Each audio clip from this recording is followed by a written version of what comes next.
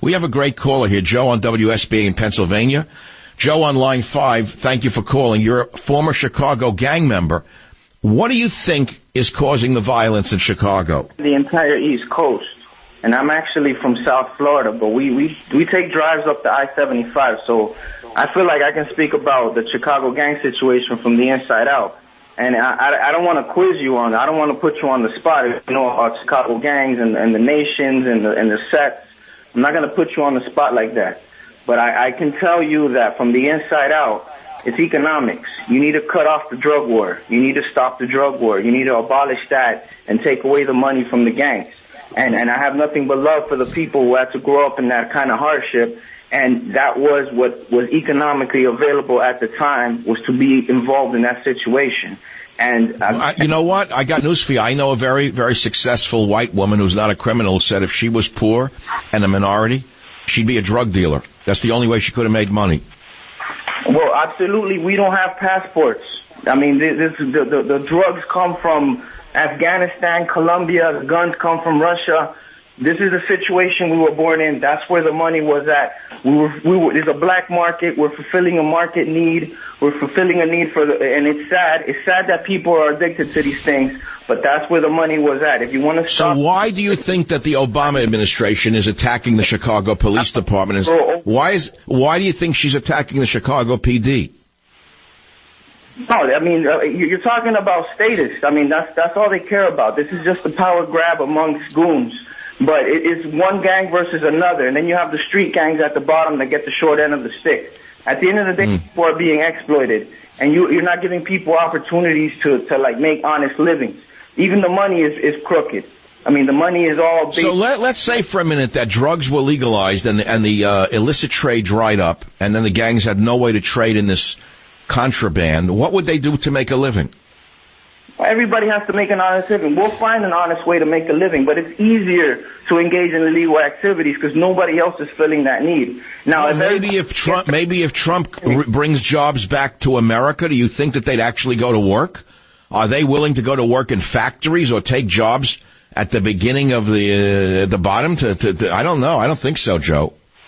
No, we do, and I've seen the hybrid of people doing black market activities, and that's the thing. At the end of the day, we look for opportunity, and it's very profitable to be in the black market, and that's the opportunity we take. We take the risks, we risk our lives, and that's what we're gonna do. And at the end of the day, look, give us back honest money, and give us back don't have any illegal markets. And just let everybody, because drug addiction. So, Joe, are you a former or a current gang member? No, I'm not. No, I can't. You can't continue. I'm not going to make it to 30 years old if I would have continued in that lifestyle. You have to go and find. Everybody has to pay their price. You do your time. You see people die.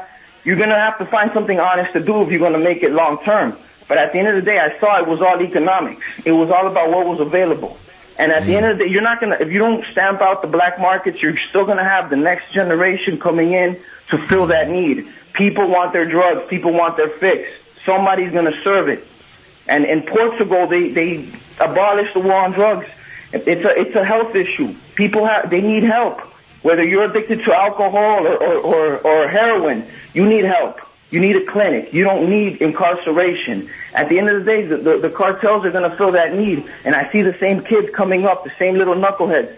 They grab their guns, they fill that market need. It's all economics. Likewise, with that whole wall that they're trying to build in Mexico, don't abolish the war on drugs. The cartels are hurting now because Colorado's got better weed than the cartels can produce. It's economics. You know this. That's very funny. We can solve so in a way what you're saying is if the people are going to want something, give it to them and don't fight it? No, but drugs are a problem. Regardless, that's a problem. That's a human need. I understand what you're saying, but don't fill it through the black market is what you're saying. So you're in favor of legalizing weed and taxing it, I would assume, correct? No, I don't even want to tax that. I would rather treat weed like cucumbers. Don't even have the government involved in weed. Leave it alone. It's medicinal. And people, heroin and all that crazy stuff, give it to the clinics. Let the clinics administer that. People really need help. Those are really messed up drugs. Pharmaceuticals are messed up drugs. At the end of the day, and you need a controlled substance to get through life, you need help. And you don't need to put people in jail, and you don't need to create black markets where criminals are going to take advantage and they're going to get paid because they're the only ones who... So far, I haven't disagreed with anything you've said. Everything you say makes sense to me. You're a very smart man, Joe, because you've been down on the bottom, and you had to fight your way through that world, so you know the jungle. Am I right? No, I appreciate it. That's why I want to see a peaceful solution, because it's going to be war. You arm the cops. You give them more weapons.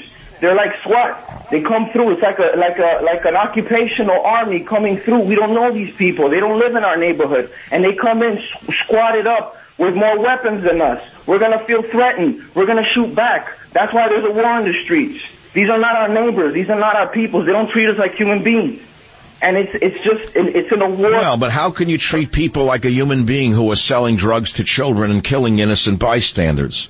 No, that's sad because there's no ethics, because these are children who are picking up this trade. There are no grown men in this neighborhood teaching them the right from wrong. But there's money. They get the fast money. Well, let me ask you this, Joe. You have very strong beliefs and feelings. I don't agree with you on the police because I think that you need to do something to stop the crime. So let's ask you this.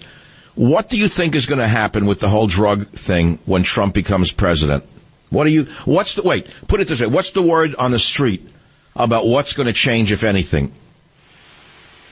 The thing is, on the streets, the kids they've been brainwashed by the CNNs of the world. There's no honest